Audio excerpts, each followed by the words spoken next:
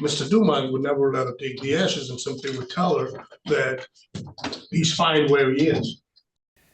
Welcome to Rebel Chaser. My name is Gail, and I have a clip for you from Judge Jason Elmore at the 28th Circuit Court in Michigan. He is hearing a motion due to a previous PPO in which this son was supposed to give his mother his father's ashes. That was part of the PPO. And he hasn't done it. So they had to file a motion to get that portion enforced. And this is that hearing. Let me know what you guys think. This is case number 23-10939-C as in Charlie, Z as in Zulu. The court recognizes before today Mr. Ravi Garamurthy on behalf of the defendants, who apparently are all seated now at the table. All right, Judge. Yes. And also now join us today via Zoom is Attorney Jeffrey Slocum on behalf of the plaintiff, Richard Dumont. Mr. Slocum, can you see and hear us, sir? And good morning, Your Honor. Good morning. Do we anticipate Mr. Dumont joining us today, Mr. Slocum? I know they were having some problems with Zoom, so I guess let's proceed without them. All right, let me take a look here. This is a motion filed by the defendants for a temporary restraining order and return of ashes. Want this streamed? I'm sorry? Do you want this streamed? Doesn't matter right now, it's fine. All right, let me take a look here. If I could, Judge, we don't need to address the temporary restraining order. We stipulated to a restraining order that the court signed. The only issue would then be the issue relating the ashes. All right, let me catch up here. There was a motion. Which one is Maryland? Maryland's here, Judge. And Maryland was apparently married to Eugene. Yes, 52 years. And you, for how many? 52. And were they married at the time of his death? Yes. And Richard Dumont, what is his relationship to Eugene and Maryland? Son.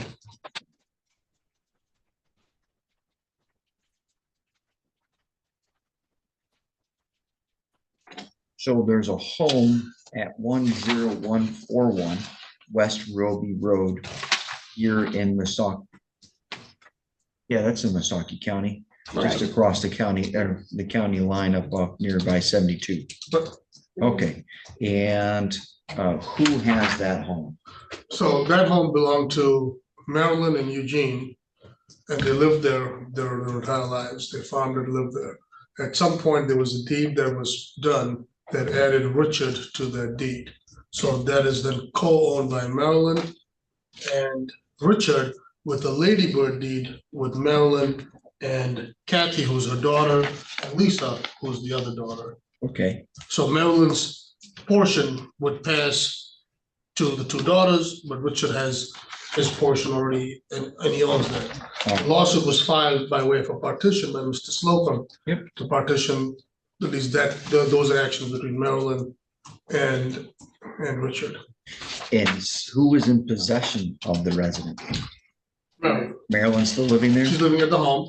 Does Richard reside at the home? Used to, and now moved to a separate residence. Is that separate residence still on the same acreage? No. Okay. All right. Not subject to this litigation. Now that I have a snapshot of what's going on, Mr. Garamurthy, your argument for your motion. Thank you, Judge. I filed a counter complaint as well regarding personal property, which is a lot of farm equipment that was owned by the Dumas, Maryland and Eugene. And my understanding in that counter complaint is, at least we've alleged, that Richard has taken possession of those, of these farms, personal property items and has them in his possession, wouldn't let anybody in the family go inventory it, take pictures. That issue was resolved by way of a temporary restraining order that the items would not be sold, hidden, dissipated, Right. and that the parties would be allowed to go inventory and take pictures and so on. And that's been done. The issue remains regarding the ashes. Eugene Dumont passed away in December of 2016, December 10th. Oh, okay, so it's been a while. It has. And the ashes were picked up in February of 2017. It is unclear if Marilyn was with Richard to pick up the ashes or if Richard picked up the ashes by himself. However, the ashes were picked up from the funeral home, and Marilyn, after 52 years of marriage, was not in the most state of mind to take the ashes back. All right. And When did, so if he passed away in December of 2016, what happened to the ashes after the cremation? so Mr. Dumont, Richard Dumont, took the ashes, had it in his possession, and he told his mother that when you feel better, come back and get the ashes. She went to live with her sister for a few months, several months, and came back to, I think before she left, she asked for the ashes, and the response was, when you come back and feel better, you can get the ashes. When she came back after several months, the ashes were with Mr. Dumont, who resided on the same property that's in question. Miss Dumont, Marilyn Dumont, would visit that house regularly to see her husband. Okay. The siblings, I believe, also were there to see her husband, and that went on for several years. They would go visit the ashes? Yes, Okay, and it's in an urn, it's sealed, it's there. She would take flowers, she would take angels that she would make, and with the intent that she would get the ashes back and go and put them and lay him to rest. Mr. Dumont would never let her take the ashes and simply would tell her that he's fine where he is.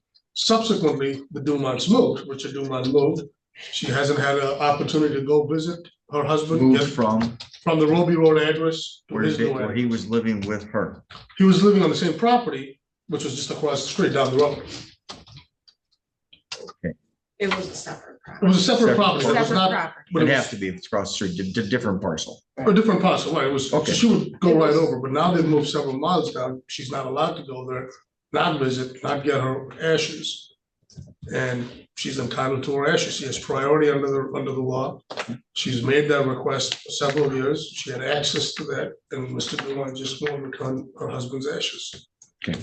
All right, Mr. Slocum, on behalf. I would of simply I'm also sorry. state that Ms. Dumont would take the stand and testify to those as an offer of approval, what I've stated under oath. Okay, And the two siblings are here. I believe the statute also further states that if there are other people with equal right, which I don't believe they have equal right, or the court would determine there were children, the two children would vote essentially that mom should get the ashes back. okay. Mr. Slocum, do we need to take some testimony, or what is it you'd like to add today? Well, first of all, I don't know if the court has had an opportunity to take a look at the answer that we filed, but we believe that MCL 700.3206 is dispositive of this issue. Ms. Dumont, who has filed this motion, the attorney, has asked for a return of the ashes. What are we, 7 years now after? It's 7 years after the incident. My client, the statute is very specific that she would have the right for the first 48 hours to exercise that right. If she doesn't exercise that right, she waives that right. Specifically says she's waived the right to make the decision about the possession of the cremains. My client is the one who paid for the burial, for the funeral expenses, everything associated with with Mr. Dumont's funeral expenses. And she did not do anything. And for her to come at this point and to say, and to argue this under a temporary motion, I mean, presumably we'd have a trial coming eventually. And then if the court wants to put this down for that, I would understand that. At the very least, if you want to do a temporary restraining order in relation to the ashes, that's fine too. But this is not the right forum. And Let's go ahead. she's not even entitled to them in the first place. All right. Let's go ahead and take some testimony. By the way, I don't think this is going to go very well for the defendant. Miss Marilyn, why don't you come on up? Please raise your right hand. Do you swear or affirm that the information and testimony you're about to provide will be the truth, the whole truth, nothing but the truth, ma'am? You may have a seat at the witness stand. Thank you. Mr. Garamurthy, the court recognizes that this is the plaintiff. I'm sorry, defendant. Thank you. You may continue. I'm sorry, I said it wrong earlier. Go ahead, sir. Thank you. Ma'am, would you state your full name for the record and spell your last name? You want me to speak a little louder, or you heard my question? Spell my last. Yeah, spell your last name. G-U-M-O-N-T. Okay, and what's your full name? Marilyn K. Dumont. Make sure you speak up, man. Mr. Garamurthy, if you could slide that microphone just a little bit closer. It doesn't amplify, it only picks up and goes into the ear of the court reporter. We just must make sure that she's able to get down what you're saying, Ms. Dumont. You may continue, Mr. Garamurthy. Marilyn, you were married to Eugene Dumont, correct? Correct. How long were you married to Eugene for? 52 years. Okay. Do you remember when Eugene passed away? Yes. What was his date of death? Pardon me. What was the date of death? December 10th, 2016. Okay. Do you remember at some point picking up his ashes or having one of your children pick up his ashes? I remember them going after the ashes. Okay, what do you remember? If you would tell Judge Elmore what you remember. I don't remember if I was with them at that time. Make sure you speak up, ma'am. I know you're soft-spoken. I'm sorry. It's okay. I know it's emotional. All right. Never mind. She says she's got it. Just keep going ahead. I remember them talking, bringing them to their home. Who's them? Richard and his wife Shannon. Okay. And I was there and I talked to them. And I said, I cannot handle this right now.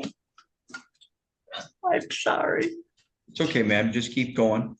And I'm sorry, Mr. Garamurthy, I know you've directed her to talk to me.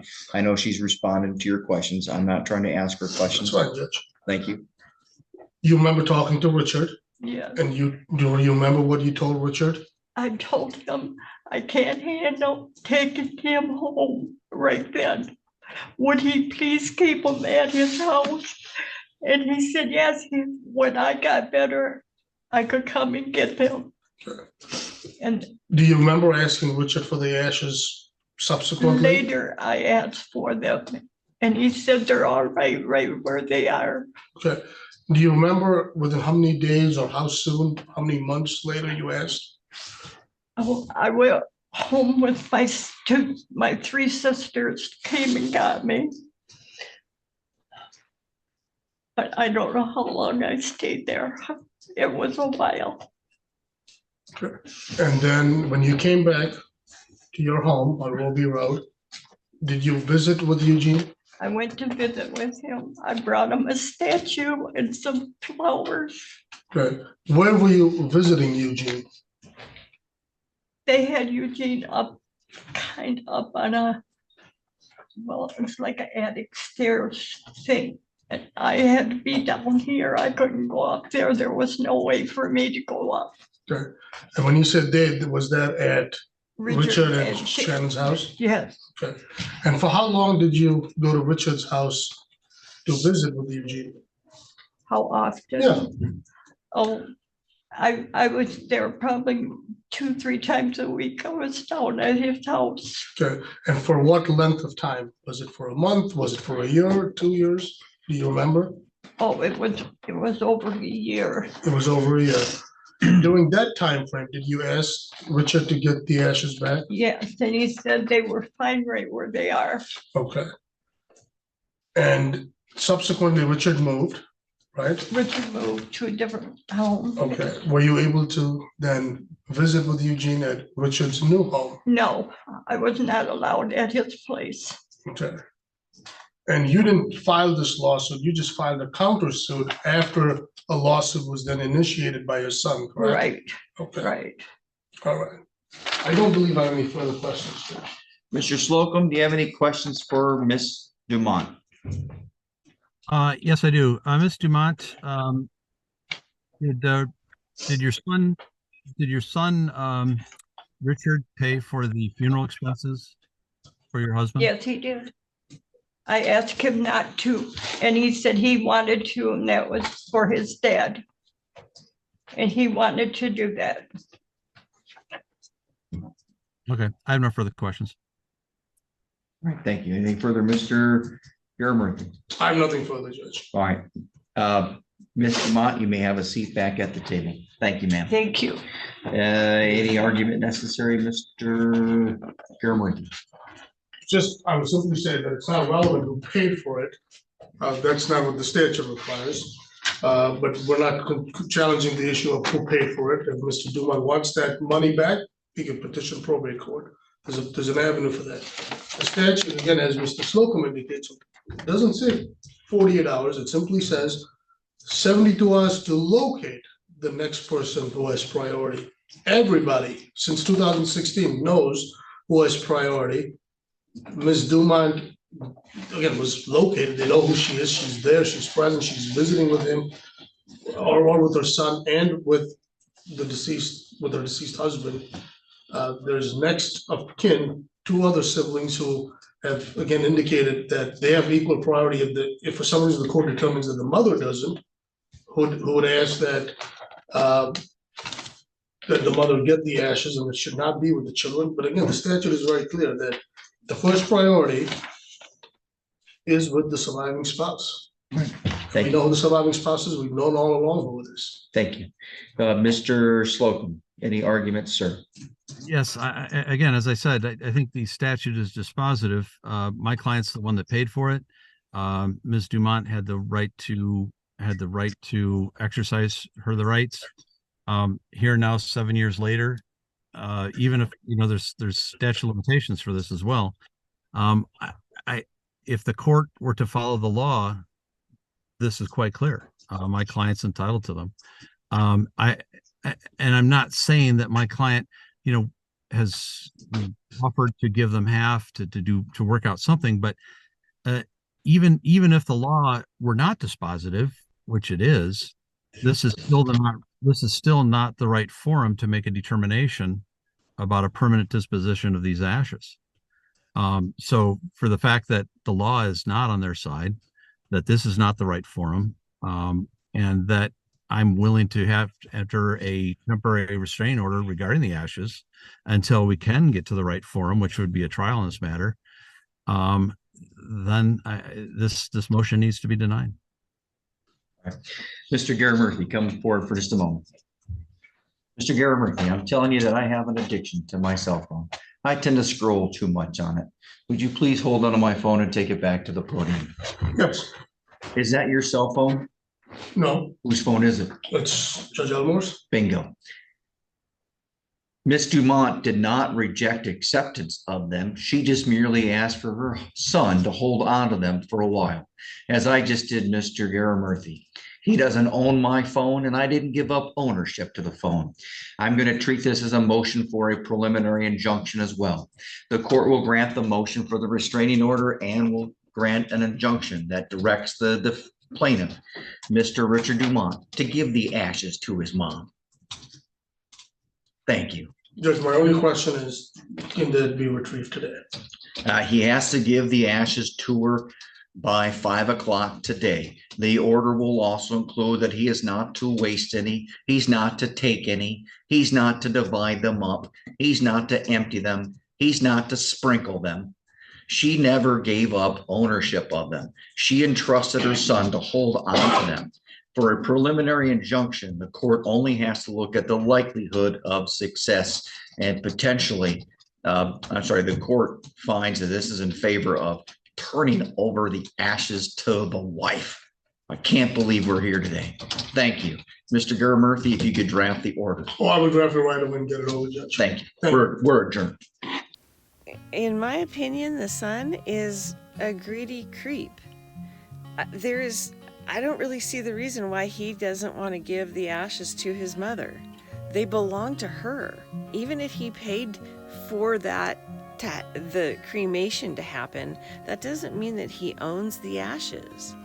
So, and I'm going to keep an eye on this, because if you caught this early in the hearing, the son now is on the deed to the house that the mother lives in. And I have a feeling that he's going to try to kick mom out of the house at some point. We'll see. I'm going to keep an eye on it. Thank you guys very much for watching, and I'll see you next time.